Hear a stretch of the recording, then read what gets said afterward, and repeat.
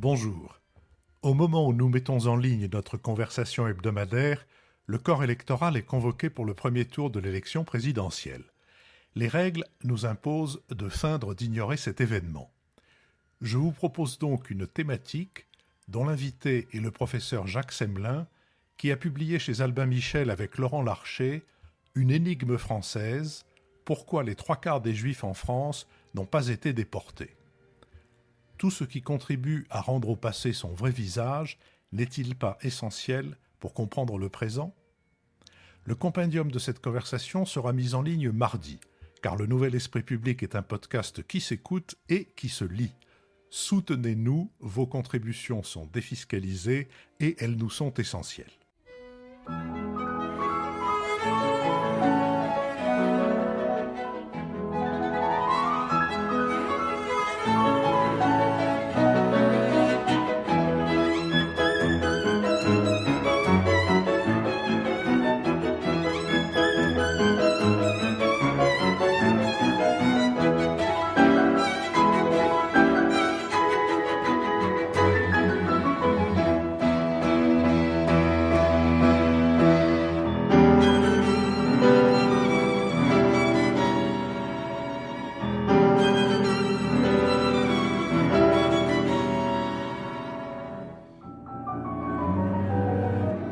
Le Nouvel Esprit Public, Philippe Meyer, bonjour.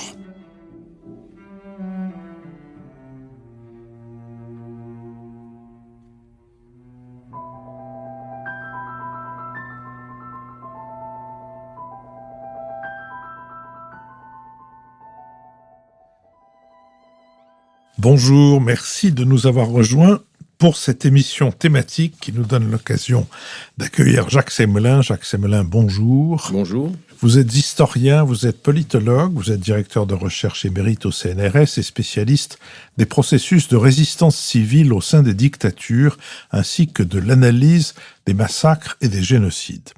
Avec moi pour cette conversation avec vous, Isabelle de Gaulmin, rédactrice en chef du quotidien La Croix, Marc-Olivier Padis, directeur des études de la Fondation Terra Nova, et Nicolas Bavrez, essayiste et avocat. Comment se fait-il que tant de Juifs ont pu survivre en France malgré le gouvernement de Vichy et les nazis, demandait Simone Veil en 2008 à l'historien spécialiste des crimes de masse et de la Shoah que vous êtes, Jacques Semelin. Dans Une énigme française, pourquoi les trois quarts des Juifs en France n'ont pas été déportés, vous expliquez cette exception française et vous tentez de répondre à Simone Veil. Si Serge Klarsfeld a établi que trois quarts des Juifs en France ont échappé à la mort, chiffre exceptionnel en Europe, ça n'est pas l'action des quelques 4000 justes Français qui pourrait à elle seule l'expliquer. Pas davantage une imaginaire mansuétude de Vichy. Vous démontrez que ça n'est pas grâce, mais en dépit de Vichy, que la très grande majorité des Juifs en France ont pu survivre. Transformant cette abstraction des 75% en nombre, vous rapportez qu'au moins 200 000 Juifs sont toujours en vie en France à la fin de l'occupation, à l'automne 1944. Beaucoup se sont dispersés à la campagne, tandis qu'au moins 40 000 sont restés à Paris. Des filières de sauvetage, juives et non juives, ont contribué à sauver environ 10 000 vies, notamment celles d'enfants. Mais l'engagement de ces organisations de résistance ne peut rendre compte de la survie d'au moins 200 000 personnes, soit 65% des juifs étrangers et 90% des juifs français. D'autres explications doivent être trouvées. Sans jamais minimiser l'horreur du crime, vous écrivez votre enquête dans la mémoire des Juifs non déportés, votre analyse des circonstances de l'époque, vous dégagez plusieurs facteurs d'explication, la chronologie de la persécution, les statuts politiques et militaires des territoires, les géographies et cultures des régions, de l'évolution de la guerre et de la situation internationale, l'histoire culturelle et politique de la société française, l'intégration des Israélites à la nation, le rôle de l'école et de la culture républicaine, l'ouverture ou le rejet des étrangers en lien avec les besoins économiques et démographiques du pays, la propagation des idées xénophobes et antisémites, l'influence du christianisme, anti-judaïsme, mais charité, la structure des rapports occupants-occupés, les capacités de réactivité à la persécution des individus stigmatisés comme juifs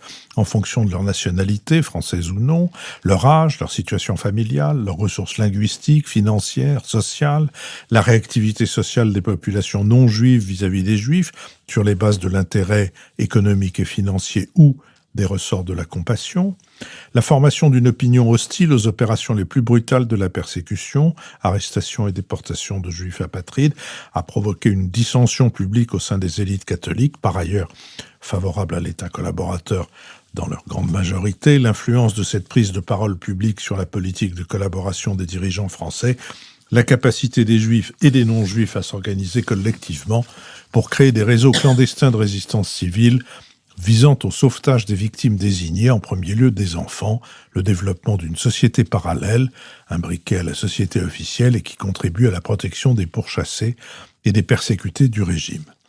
De toute cette période, Jacques Séblin, et sur toutes ces questions, quelle vous semble avoir été, et peut-être être encore aujourd'hui, la réalité la plus difficile à faire admettre et reconnaître par l'opinion? Jacques Séblin. Bien, merci d'abord pour votre invitation et merci pour ce résumé succinct mais très précis de mon travail. Alors le principal obstacle, il est dans ce troisième livre d'une certaine manière, puisque j'en ai fait deux autres avant. Alors je me permets de les rappeler. Persécution et entraide dans la France occupée, c'est 2013. C'est un livre de 900 pages que bien des gens n'ont pas lu. Mais j'ai quand même eu de belles recensions dans la presse de droite et catholique. Cependant, je considérais que un des aspects les plus essentiels de ce travail, qui était d'ailleurs inscrit sur la 4e de couverture, près de 90% des Juifs français ont survécu à la Shoah, n'a suscité aucun débat dans ce pays. C'était comme si c'était une information inaudible. Et aucun des journaux dont j'ai parlé n'ont d'ailleurs relevé. Alors j'en ai fait un second, qui s'appelle « La survie des Juifs en France », 1940-1944, préfacé par Serge Klarsfeld, qui est paru à CNRS Éditions, et surtout pour viser le public international, parce que je souhaitais que ce livre soit traduit aux États-Unis. J'avais déjà 2 livres traduits aux États-Unis, Sans armes face à Hitler, ma thèse, préfacée par Stanley Hoffman, et Purifier et détruire sur les génocides, préfacée également par Stanley Hoffman. Donc c'était vraiment mon objectif. Et en raccourcissant ces 900 pages, la personne qui m'aidait, je pouvais difficilement le faire tout seul, m'a dit mais il faudrait quand même le faire paraître aussi en français. Donc j'ai fait ça. Recensions quelques-unes dans la presse, mais pas beaucoup. Et en fait, je me heurtais toujours à un mur, ce que j'appelle un mur mémoriel, c'est-à-dire quand je discutais avec des personnes, on va dire, lambda, « Ah bon, il y a tant de Juifs qui ont survécu en France? Ah bon? Je pensais qu'ils avaient tous été exterminés, sauf une minorité sauvée par des justes. » Alors, si vous voulez, les bras m'en tombent, quoi. C'est-à-dire que ça fait des années que je travaillais sur cette question, à la demande de Simone Veil.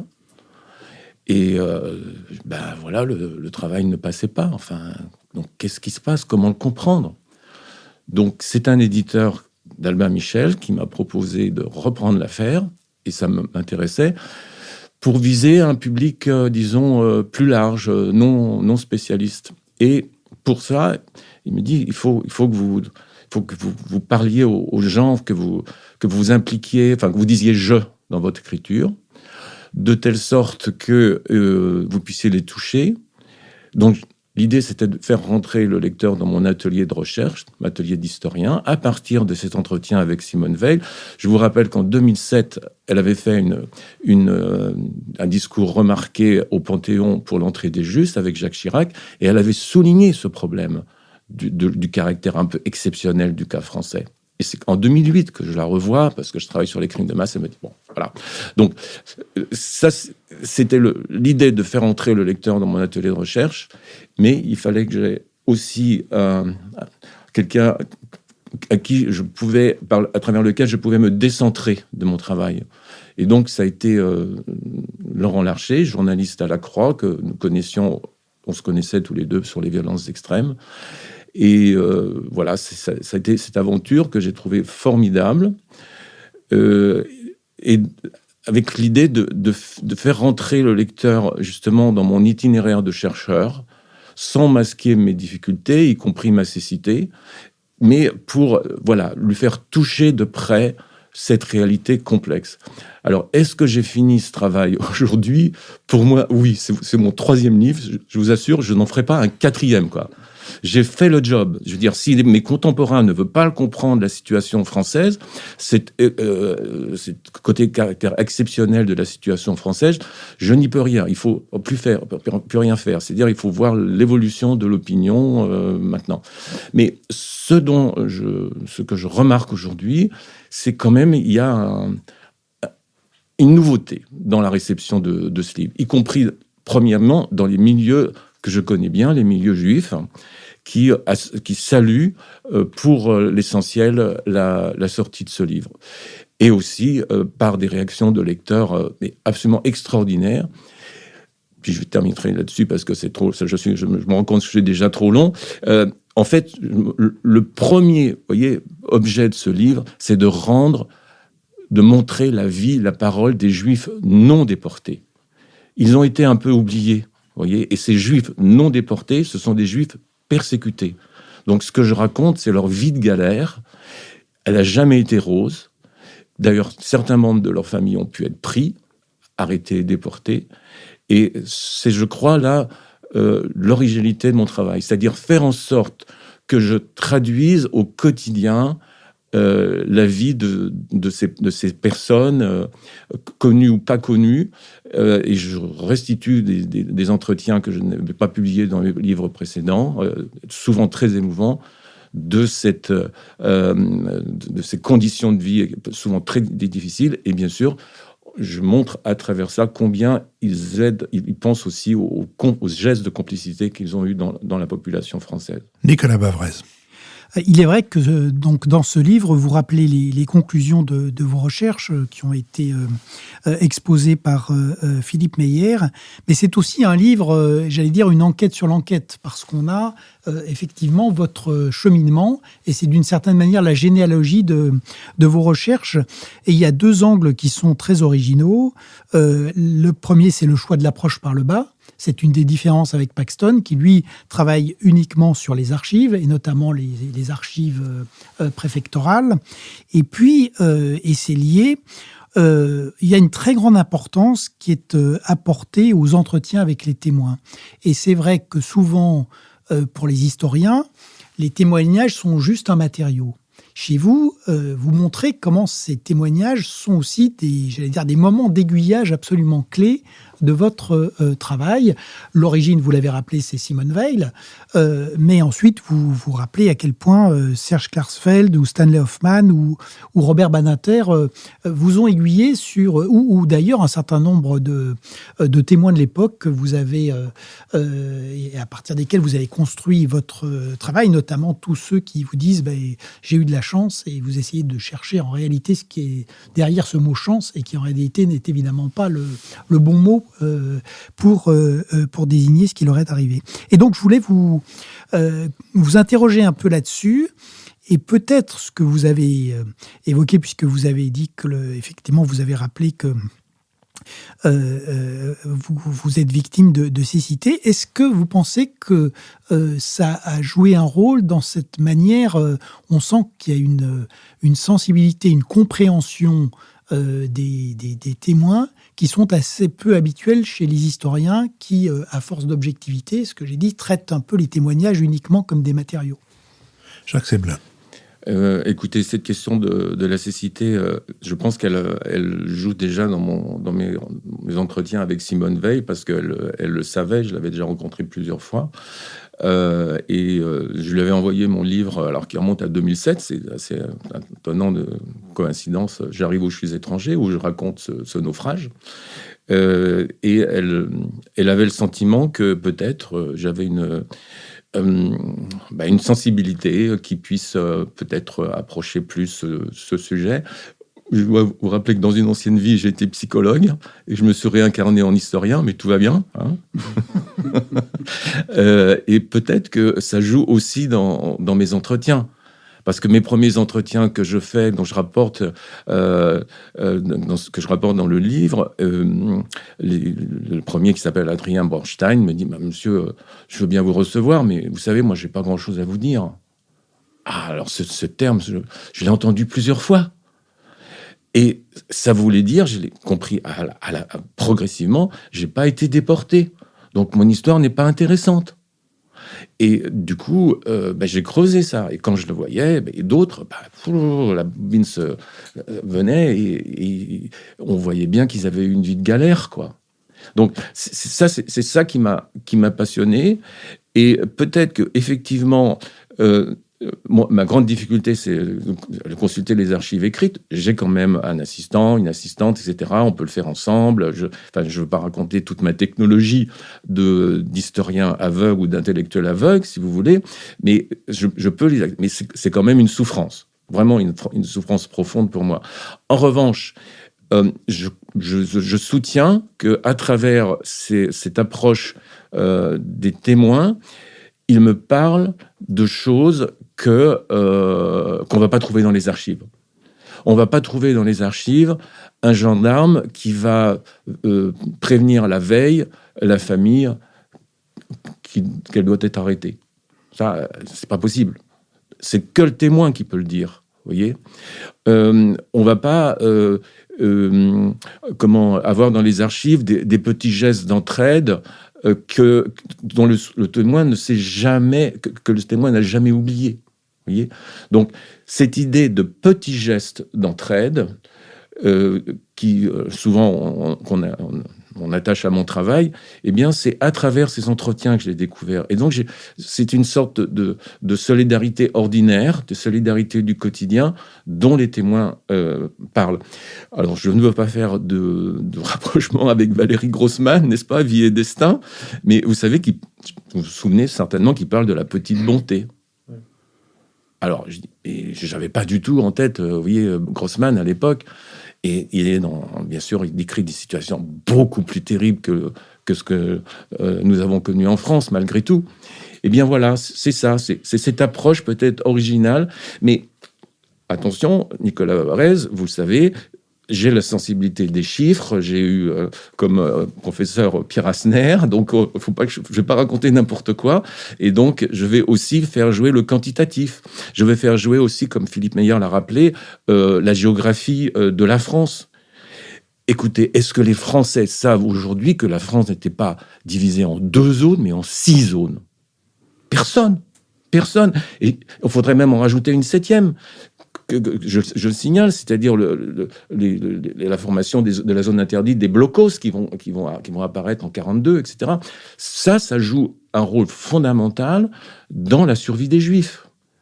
C'est-à-dire qu'on va pas être que dans l'émotionnel, on va pas être que dans le relationnel, mais on va faire valoir des structures géopolitiques. Les Juifs qui sont au nord de la France, dans le Nord-Pas-de-Calais, par exemple, qui est dirigé par Bruxelles, avec l'armée allemande, c'est l'état-major européen, ont beaucoup de moins de chances de survie que les Juifs qui sont arrivés à Montpellier ou Marseille.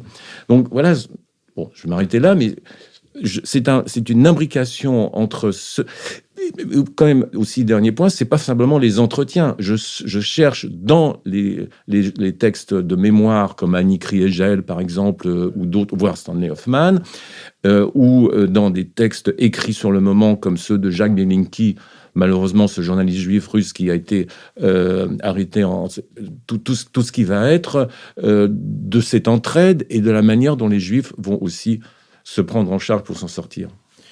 Isabelle de Golbin. Oui, alors d'abord, faut peut-être dire que c'est un livre formidable parce que justement, c'est une sorte de making-of de votre travail.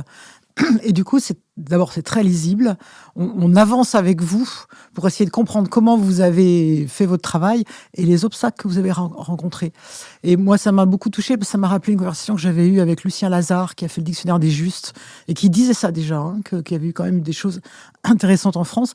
Alors, ce que je trouve intéressant, c'est que finalement, ces gens-là n'ont pas été finalement sauvés parce qu'il y en a eu d'autres, mais plutôt par eux-mêmes.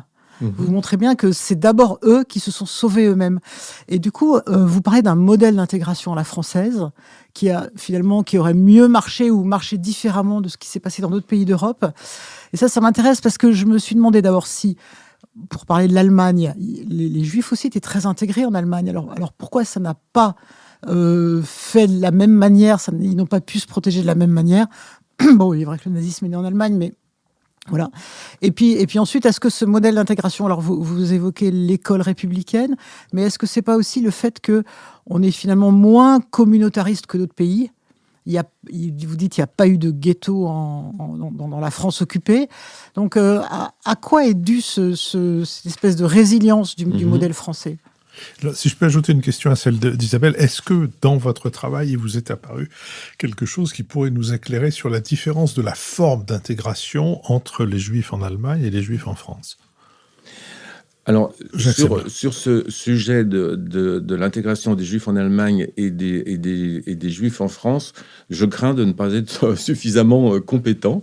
Ça fait partie d'un prolongement possible de ces recherches, à savoir étudier ces modèles d'intégration. Hein. Ça, c'est le point de départ. En revanche, je serais plus à l'aise pour parler des Pays-Bas, en tout cas un petit peu, puisqu'on n'a pas rappelé au début de cette émission, 75% des Juifs des Pays-Bas ont été exterminés.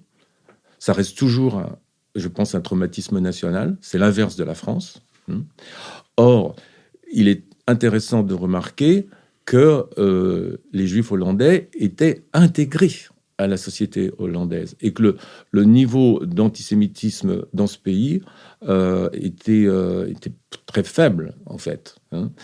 Or, mais en même temps, il faut rajouter que ces Juifs hollandais vivaient dans la société hollandaise à travers une sorte de réseau propre, vous voyez, de réseau autonome, que ce soit pour la nourriture, que ce soit pour l'école, enfin bon. Et donc, les liens sociaux entre juifs et non-juifs, de ce point de vue-là, dans la société hollandaise, étaient fort peu développés. En plus, il y a eu le ghetto qui a été créé à Amsterdam. Donc, vous allez avoir aussi ce facteur du ghetto qui n'a pas existé en France. Donc, pour revenir au cas de la France, et ça rejoint mes travaux sur les crimes de masse. Pour moi, si vous voulez, l'enjeu même d'un processus génocidaire va être dans la destruction progressive du lien entre la victime et son environnement social. Voilà, ça a beaucoup été étudié par ailleurs. Ce qui se passe aux Pays-Bas, c'est effectivement cette capacité de disloquer assez vite dans la société néerlandaise, alors qu'il n'y a pas de gouvernement collaborateur. C'est à signaler aussi, c'est un point très important pour expliquer le taux d'extermination des Juifs dans ce pays. Voilà, ils se sont rendus, ils ont été de plus en plus vulnérables, en dépit du fait qu'il y a eu manifestation en leur faveur en février 1941. C'est la première manifestation publique qu'on a connue dans l'Europe nazie en faveur des Juifs. S'agissant du modèle français, effectivement, je fais une distinction considérable entre les Juifs étrangers, c'est-à-dire arrivés en France surtout au milieu des années 30, à la fin des années 30, qui n'ont pas eu la possibilité d'avoir la nationalité française, et les autres qui sont intégrés depuis longtemps. Alors, on peut penser à la famille de Pierre Nora, on peut penser à la famille aussi des Vinal-Naquet et d'autres. Bien, cela peut faire jouer des relations anciennes de socialisation, y compris donc parce qu'ils ont des relations, ils ont des amitiés ou de la famille en zone libre, faire partir leurs enfants en zone libre.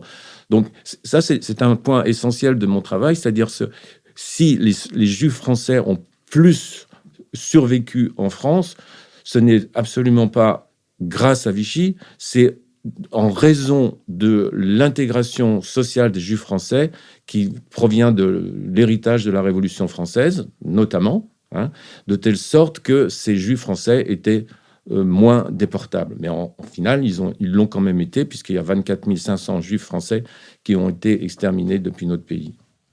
Marc-Olivier Padis.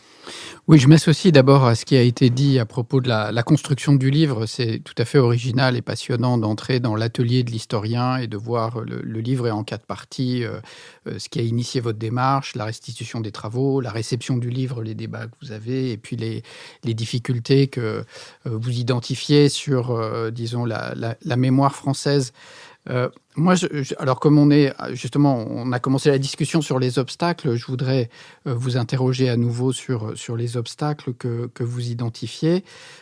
Sur 2 points en particulier. D'abord, vous insistez beaucoup, à la suite de Serge Klarsfeld d'ailleurs, sur le rôle de l'Église catholique dans l'aide qui a pu être apportée aux Juifs persécutés.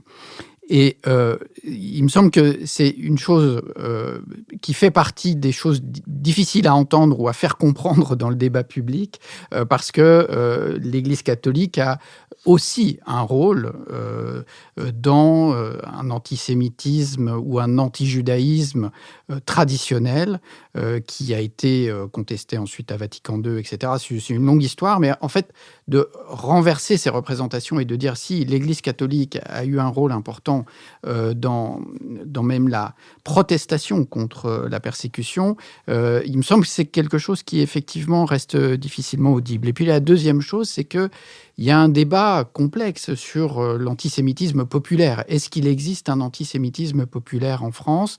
Vous mentionnez beaucoup le fait que dans les années 30, c'est plutôt de la xénophobie qui s'exerce à l'encontre des Juifs qui sont réfugiés et qui obtiennent l'asile politique en France, l'asile politique qui sera ensuite détruit par Vichy, ce qui est quelque chose de scandaleux et de complètement inédit et qui a choqué beaucoup les autres pays, et en particulier les États-Unis. Mais vous parlez assez peu de cette tradition de l'antisémitisme français qui vient de l'Action française. Je pense, par exemple, mais qui est un antisémitisme d'une nature différente, qui n'est pas l'antisémitisme exterminateur du nazisme. Je pense, par exemple, aux mémoires de Daniel Cordier dans alias Caracalla, où il raconte que quand il a été envoyé pour la première fois en mission en France, puisqu'il était parti à Londres tout de suite, juste après l'appel du 18 juin du général de Gaulle, il revient en France, il est à Paris, il se promène sur les Champs-Élysées et il croise une personne qui porte une étoile juive et il est bouleversé. Alors que, c'est ce qu'il dit, il a été baigné toute son adolescence dans un milieu d'Action française. Il lisait l'Action française et il se considérait lui-même comme un antisémite. Mais un antisémite qui n'avait jamais vu un juif de sa vie. Et donc, ce qui le bouleverse, c'est tout d'un coup de prendre conscience de l'aspect complètement fou et délirant de cette idéologie d'Action française dans laquelle il a baigné jusqu'alors. Et donc, quelle place, à votre avis, on pourrait accorder dans cette réflexion sur l'antisémitisme populaire français à cette tradition d'Action française ? Jacques Semelin. Écoutez, je crois qu'il faudrait une autre émission, parce que là, on est parti pour en général, longtemps. Rassurez-vous, je dis depuis que j'ai commencé à faire de la radio, ça fait un certain temps, la radio, c'est l'école de la frustration. Donc, c'est ça. Donc, que dire d'essentiel en peu de temps ? J'ai quand même commencé par l'antisémitisme, en revenant sur la question des catholiques après. C'est un débat que j'ai avec Paxton depuis longtemps. L'antisémitisme existe bien en France, ça, il n'y a aucun souci là-dessus. Il a différentes formes, et je crois que vous avez raison de le préciser. Il faut toujours, je pense que c'est pas suffisamment dit d'ailleurs, l'antisémitisme des nazis et l'antisémitisme de Vichy n'est pas le même. L'antisémitisme des nazis est de type éradicateur, l'antisémitisme de Vichy est de type ségrégationniste, en faire des sous-citoyens. D'ailleurs, remarquez que le statut du 3 octobre 1940, moi je l'ai lu en creux. Qu'est-ce qu'on l'autorise de faire ? Il n'y a rien. Tout est marqué. Ils n'ont pas le droit de faire ceci, ils sont exclus, etc. Oui, il y a un seul secteur où il n'y a rien, c'est le secteur primaire, c'est-à-dire de l'agriculture. Donc, ils ont le droit d'aller là. Donc, c'est quand même intéressant. Donc, c'est pas... Voilà. Bon. Donc, ça c'est un point essentiel. Ensuite, il y a bien sûr plusieurs types d'antisémitisme, la xénophobie, l'antisémitisme à la Vala, en fait, qui serait lié quand même plus à l'action Xavier française. Vallat. Xavier Vallat, pardon, à l'action française et pas que. On peut peut-être dire aussi que le cardinal Baudrillard, recteur de la Cato, relève aussi de cette catégorie. Enfin, encore, je ne suis pas spécialiste de Baudrillard. Bon, on pourrait en discuter très très longtemps. Après, qu'est-ce que vous appelez antisémitisme ? Voilà, ça me semble essentiel. Pour moi, la première définition de l'antisémitisme, c'est de voir le juif comme une catégorie, comme un individu étranger à la nation. Voilà. Alors ça refait les années 30, vous voyez. Bon, c'est pas donc nécessairement la xénophobie, même si on est intégré, on peut être considéré. Bon, on peut en discuter infiniment. Le débat avec Paxton, sur ce plan, Maurice Paxton, c'est qu'il pense qu'il y a un antisémitisme populaire en France, surtout en 1941, dans leur livre de 83, et que ça va appuyer les déportations, etc. Écoutez, moi, quand je regarde tous les témoins, quand je prends en compte tous les témoignages que j'ai eus, etc., les Juifs, ils vont à la campagne. Il y a les 2/3 des Juifs, je crois que je le montre, 143 000 Juifs en début 43 sont partis en zone sud, donc zone libre. Et bon, c'est là où ils rencontrent la population, etc. Mais la population, elle ne sait même pas ce que c'est qu'un juif. Elle a des représentations abstraites, comme le dit Serge Klarsfeld, avec des doigts tout crochus et tout, mais les gens qui vous voient en face d'eux, c'est pas du tout ça. Donc vous avez des représentations du juif et vous avez le quotidien de la vie. On les voit comme des étrangers, en supposant parfois qu'ils sont juifs. Donc, on pourrait en discuter. Non, et beaucoup. Ce qui se joue, et ça c'est aussi un point essentiel avec Paxton quand j'en discutais avec lui à New York, et il a finalement reconnu, tout à la fin, qu'est-ce qui compte le plus ? C'est ce que les gens croient ou se représentent les Juifs, ou ce qu'ils font au moment donné des grandes rafles de l'été 42. Eh bien, on le sait, c'est documenté par Vichy, les nazis s'en rendent compte aussi, les gens vont les aider. Enfin, des gens. Non, bien des gens vont les aider. Donc, je reprends les propos d'un prêtre qui s'appelle Christian de Schonac, qui va aider une famille juive à traverser la ligne de démarcation. Il commence par leur dire, vous savez, je ne fais pas confiance aux Juifs, mais je vais vous aider. Donc, il y a une sorte... Pour moi, il y a un tournant là qui va de la stigmatisation à la compassion. Alors, est-ce qu'il va durer après, jusqu'à la fin de la guerre ? Beaucoup de travaux montrent que oui. Et j'oubliais de citer le nom de Pierre Laborie qui nous a quittés, qui est pour moi bien plus compétent en plus sur cette question de l'opinion, qui était radicalement en désaccord avec Robert Paxton. Voilà. Alors, je ne sais pas si je peux continuer sur l'Église catholique. Oui, allez-y, parce que c'est aussi un des sujets sur lesquels il y a, disons-le, des idées toutes faites. Alors, c'est là où on va toucher la complexité. C'est là où on va toucher. Moi, je suis l'homme de la mesure. C'est-à-dire que, vous savez, bon, je pense gris, donc je vois gris. Voilà, c'est une manière de me définir. Bon. Donc, je vais penser à la fois à la collaboration, l'antisémitisme, etc., et l'entraide. Et vous avez 30 ans de travaux sur l'historiographie de la Shoah qui ne parlent pas de l'entraide, ou fort peu. Et certains de mes commentateurs disent, oui, ils parlent de l'entraide, mais il oublie les gestes de délation, etc. Mais s'il vous plaît, il faudrait qu'ils regardent toute l'historiographie, en particulier anglo-saxonne, sur ce sujet-là. Donc moi, je veux penser les deux. Et en faisant ça, on va voir tout de suite la posture de l'Église catholique. La posture de l'Église catholique, c'est de soutenir le régime de Vichy. C'est formulé très clairement par le cardinal Gerlier en novembre 1940. Pétain, c'est la France c'est Pétain. Bon. Il faudrait beaucoup dire, il y aurait beaucoup à dire sur cette formule.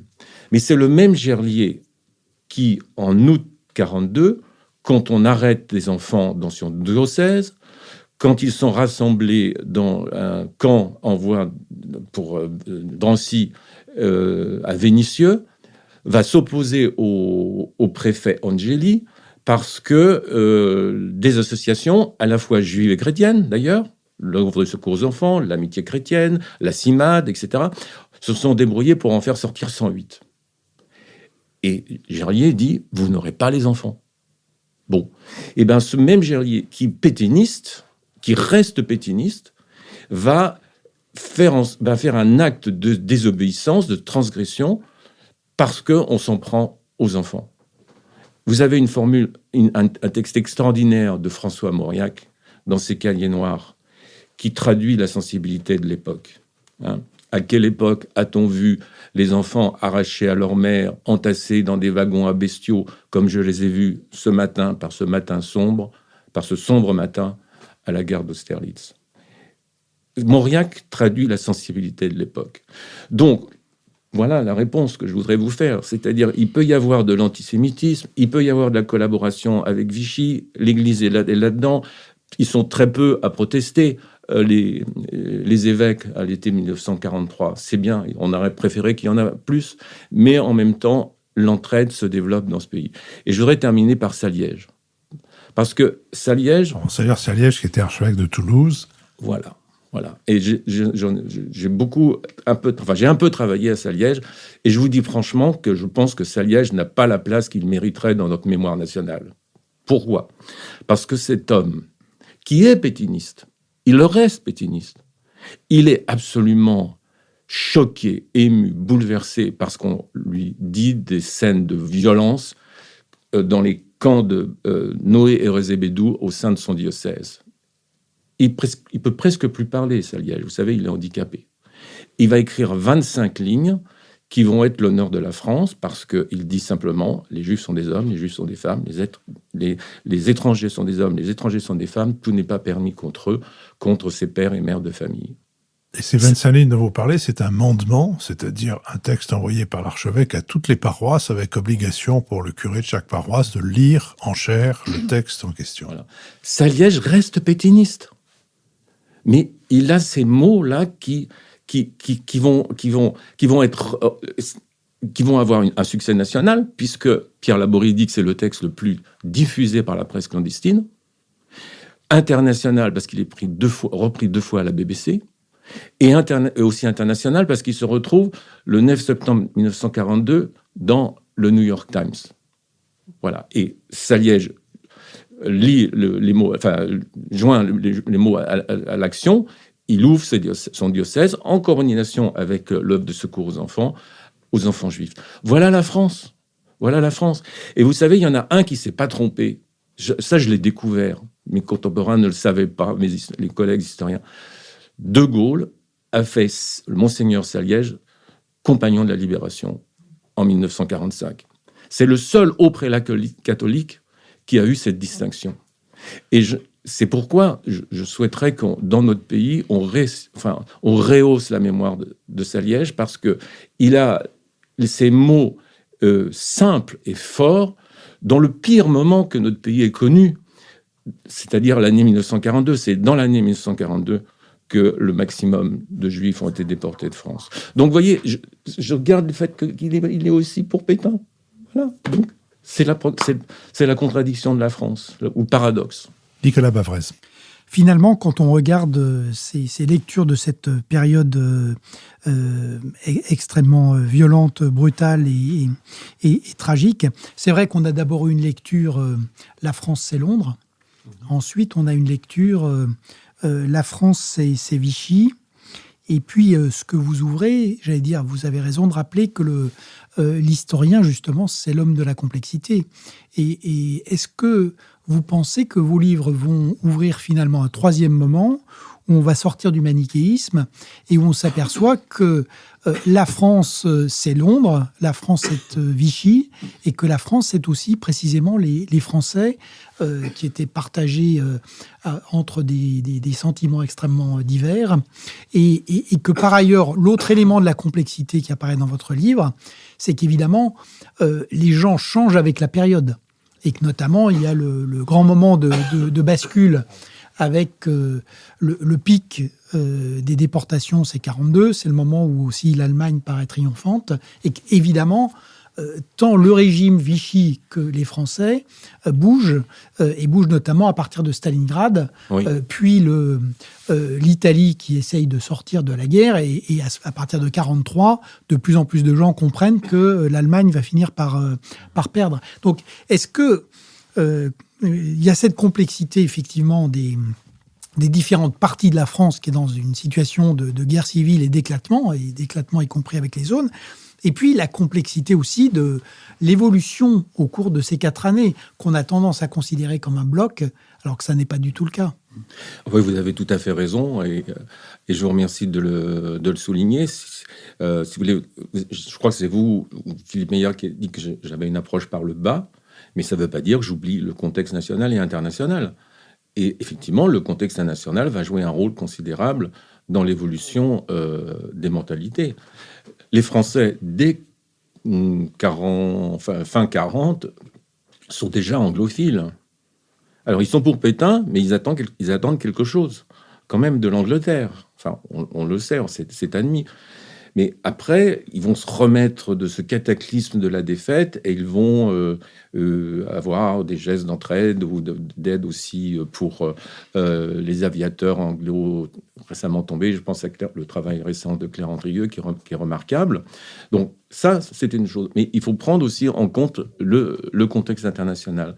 Et la chute de l'Italie, par exemple, a été un moment déterminant en fin août 1943, par exemple.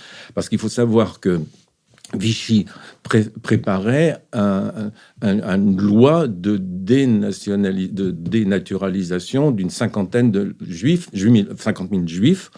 pour les livrer aux nazis, ce qui serait considéré à ce moment-là comme juifs étrangers. C'était prêt. Il fallait encore le publier. Au dernier moment, ils ne l'ont pas fait parce que l'Italie perdait la guerre. Alors, c'est pas Vichy qui prend cette décision, c'est le contexte international. C'est le contexte international qui va leur faire prendre cette décision. Et donc, c'est là où il faut prendre à la fois tous ces éléments. Et si vous voulez, pour moi, je pense que je suis l'homme de la nuance. Je voudrais être l'homme de la nuance, de la complexité. Je peux oublier des choses, etc. On peut me reprendre. Mais je voudrais penser à la fois la collaboration et ces gestes d'entraide au niveau de la population. Et vous allez le voir d'ailleurs, là je reviens au quotidien, un exemple extraordinaire. Dieu le fit, cette commune de la Drôme, on parle souvent du Chambon, on oublie Dieu le fit, qui est près de Montélimar, voilà, où on a accueilli beaucoup d'étrangers. Commune protestante. Et catholique, Philippe Meyer, Pierre Vinal-Naquet reconnaît dans Esprit qu'il avait oublié que le directeur du collège de Dieu le fit était catholique. En fait, c'est une mixte dans le cas de Dieu le fit. Il y a le maire, le colonel Pizot, qui est pétainiste. Il a été nommé par Vichy en 1941, courant 1941. Bien. Mais dans sa mairie, il y a la secrétaire qui s'appelle Jeanne Barnier, qui depuis un moment fait des faux papiers. Vous pensez qu'il ne le sait pas ? C'est bien sûr que si. Bien sûr que si, mais il ne dit rien. Et ça va durer comme ça jusqu'à la fin de l'occupation, alors que Jeanne Barnier a été menacée à un moment et que la situation se dégrade. Bon. Mais pour moi, c'est ça la France, d'une certaine manière. C'est-à-dire, vous avez un officiel qui est pour la légalité de Vichy, et vous avez une jeune femme qui a 24, 25 ans, qui va continuer à faire des faux papiers, pas simplement pour les Juifs d'ailleurs, pour les maquisards, etc. Mais c'est cette complexité-là qu'il faut faire ressortir.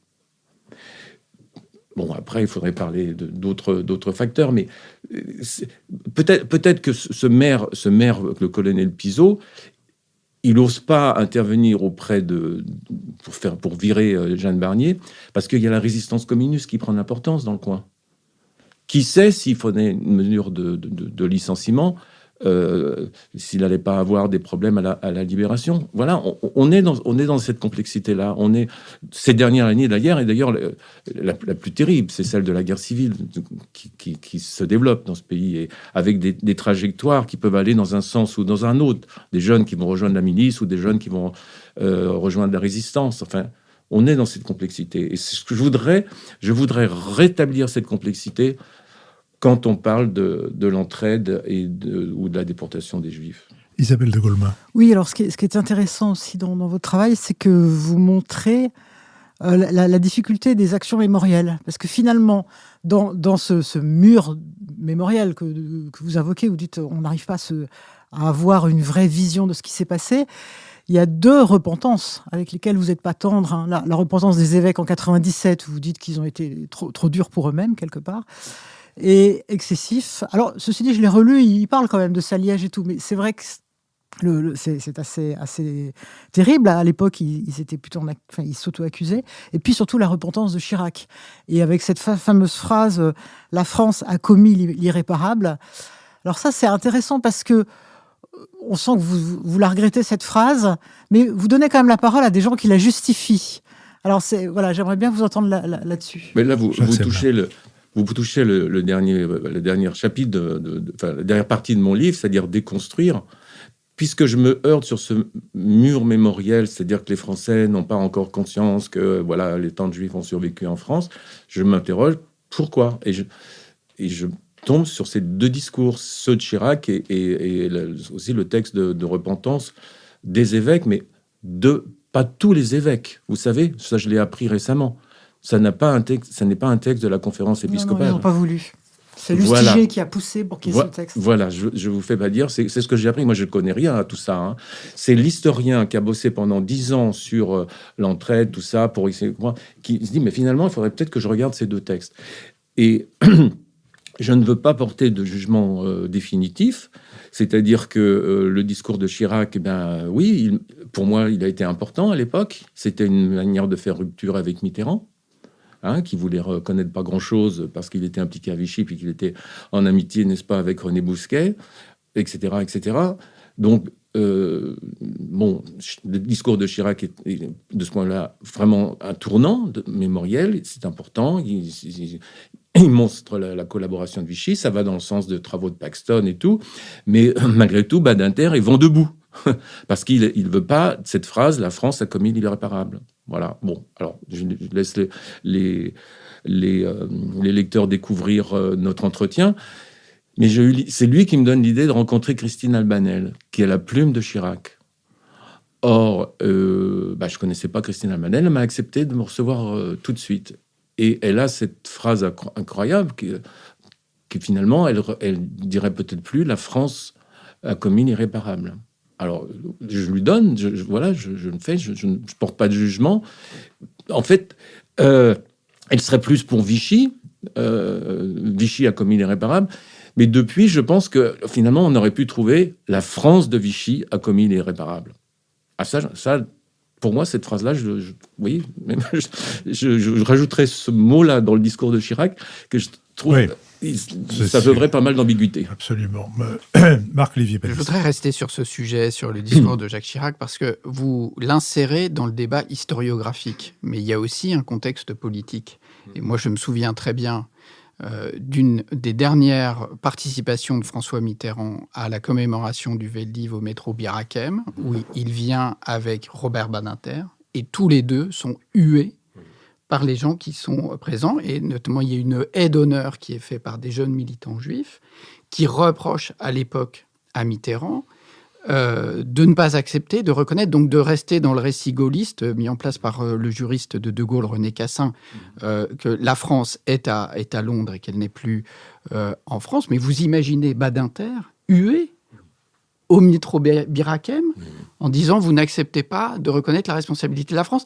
Et il y a un trauma à l'époque, on découvre la francisque de François Mitterrand, donc il y a une pression politique qui est très très forte à ce moment-là.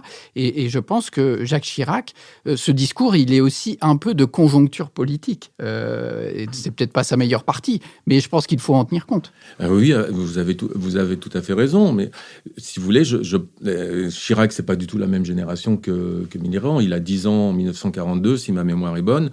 Donc, on pouvait attendre d'un président de la République qu'il ait une parole forte sur cette affaire. Et évidemment, ça le permettait aussi de se démarquer de Mitterrand. Donc, il y a tout ce contexte politique qu'il faut prendre en compte dans le discours de Chirac.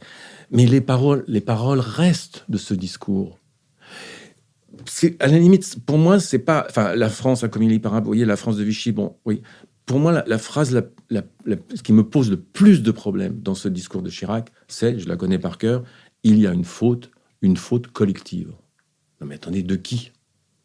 Si on montre que la population française a contribué à l'entraide, à la survie des Juifs, etc., alors la faute collective, c'est la bande des trois. C'est Pétain, Bousquet, Laval, d'accord. Mais vous lisez le texte. Oui, bien sûr, il y a 75% qui ont été sauvés par les Justes, mais c'est totalement abstrait. Donc, cette phrase-là, j'en ai discuté même avec des philosophes, etc., elle est incompréhensible, en fait. Il y a une faute collective. Et ça a contribué à culpabiliser les Français de façon générale et de donner une image de la France comme largement antisémite aux États-Unis, notamment.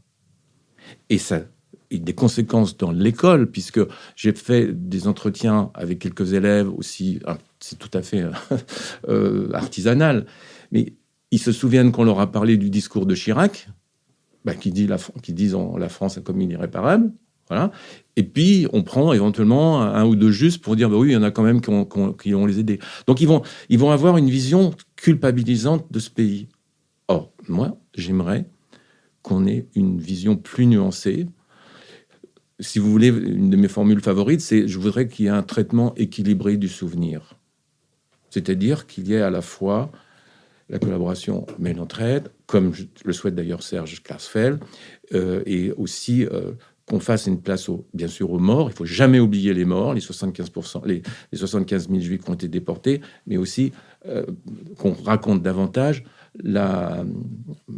tous ceux qui ont pu s'en sortir. Donc, qu'on fasse plus de place à la parole des Juifs persécutés. Et ça pourrait être la même chose pour l'Église catholique. Vous voyez, si je peux, j'ai oublié votre question. Je reviens sur le rôle de l'Église catholique. Écoutez, moi, j'ai été surpris dans le débat que j'ai fait avec Serge Klarsfeld au Bernardin, avant ce livre, il est restitué dans ce livre, que Serge Klarsfeld dise « Notre dette est immense envers l'Église catholique ». Alors là, franchement, j'aurais préféré qu'ils disent « envers les catholiques », pas l'Église. Parce que l'Église institutionnelle, elle est quand même très pro-Pétain, on en a parlé. Les catholiques. Parce que si Klarsfeld est cohérent avec lui-même, c'est-à-dire il dit que les Français ont beaucoup aidé, etc., c'est son discours, c'est sa rhétorique. Oui, mais les Français, ils sont majoritairement catholiques à l'époque. Donc, voilà.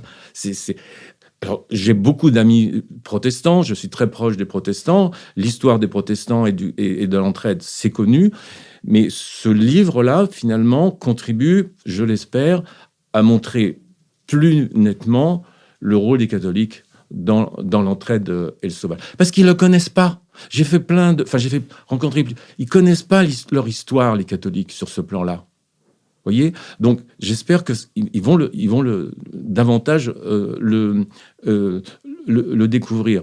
Et si je reviens au discours de repentance, j'aime pas trop ce mot, mais d'évêques de 1997, j'ai un peu des questions aussi, comme pour le discours de Chirac en 1995. Ils sont à 2 ans d'ailleurs l'un de l'autre. Vous l'avez un petit peu évoqué. Le texte dominant, c'est les catholiques n'ont pas parlé. C'est le silence, voilà. Mais il y en a certains qui ont, oui, il y a quelques protestations d'évêques, mais enfin, l'essentiel, c'est que les catholiques n'ont pas parlé. Mais qui a parlé en 1940 ? Personne. Qui a parlé en 1941 ? Marc Bogner écrit une lettre à Pétain, mais c'est pas public. Comme le dit Klarsfeld dans notre débat, ce sont les évêques, certains évêques, qui ne sont pas tous, qui ont pris la parole à l'été 1942, et c'est Saliège, c'est Gerlier, etc. Théas, Monseigneur Théas. Voilà, Théas, n'oublions pas Théas à Montauban. Donc, je serais pour... j'ai aucun... Enfin, je veux dire, j'aimerais que les évêques, aujourd'hui, regardent un peu plus de près cette période. Et je veux dire, peut-être le principal reproche que je pourrais leur faire, si vous voulez, c'est qu'ils ont oublié complètement le travail de Klarsfeld. En 1983, Klarsfeld sort Vichy-Auschwitz. Il y a toute une partie sur le rôle que les protestations de l'Église catholique ont fait sur Vichy, de telle sorte qu'il freine les arrestations et les déportations en 1943. OK ? Mais ils auraient pu quand même le signaler en 1987, il y a plus de 10 ans. C'est comme si ça n'existait pas. Alors Serge, du coup, dans le débat au Bernardin, on a dit, finalement, on ne le savait pas, hein, on a dit la même chose. Ces évêques proposent une vision trop pessimiste de ce qu'a été le conduite des catholiques en France à cette époque, et donc ce texte est, de mon point de vue, excessif. Alors nous sommes malheureusement, j'ai dit que c'était l'école de la frustration, mais entré dans vraiment les toutes dernières minutes pour une dernière question de Nicolas Baffrez. J'avais une question. Vous avez bien montré que de fait, entre la vérité mémorielle, qui est une vérité politique, et puis la vérité historique, il y a un écart. Et je voulais vous interroger sur, effectivement, est-ce que vous voyez une forme de lien entre ce discours mémoriel qui comporte un certain nombre de fragilités et pour le coup, ce qu'on voit dans notre société, c'est-à-dire le renouveau de l'antisémitisme, avec des formes qui n'ont évidemment rien à voir avec l'antisémitisme de Vichy des années 30 ou de la fin du 19e siècle. Mais est-ce que pour vous, il peut y avoir est-ce que vous avez une réflexion sur cette coexistence ? Jacques Semelin. Certainement, je dois faire une réponse courte, mais là, on va rejoindre mes travaux sur les crimes de masse, puisqu'on en a un peu parlé. Si vous voulez, je suis pessimiste par nature. On va dire que je pense qu'on n'éradiquera jamais l'antisémitisme, parce qu'il correspond à ce que j'appelle la figure de l'autre en trop. Pour moi, dans les logiques des crimes de masse, il y a deux figures fondamentales, la figure du suspect et la figure de l'autre en trop. L'autre en trop, c'est tout à fait le cas pour la représentation du juif ou la représentation aussi du musulman. Il faut aussi regarder cette réalité. Donc, ces configurations de l'ennemi existent d'autant plus qu'une société est en crise. D'autant plus qu'une société doute de son avenir, de son devenir. Et je pense donc qu'on n'arrivera jamais à s'en débarrasser. Il faut être réaliste sur ce plan. Mais ça ne signifie pas qu'on va raconter n'importe quoi sur l'histoire de ce pays, en particulier dans la période de l'occupation, pour affirmer que Vichy a sauvé les Juifs français. Alors, Jacques Semelin, je vous remercie. Je rappelle que votre livre, écrit avec la collaboration de Laurent Larcher, s'appelle « Une énigme française » et qu'il est sous-titré « Pourquoi les 3/4 des Juifs en France n'ont pas été déportés ». Il est publié par Albin Michel.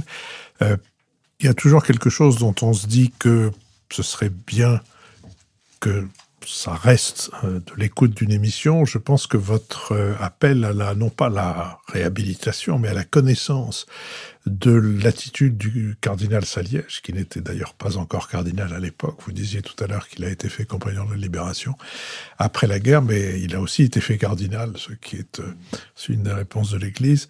Je crois que ce serait... et la connaissance de ces 25 lignes dont vous parliez est quelque chose de tout à fait important. Je n'irai pas jusqu'à dire qu'il faudrait que le cardinal Saliège se retrouve au Panthéon, encore que peut-être qu'il apprécierait la compagnie de Joséphine Baker et de quelques autres, mais pourquoi pas.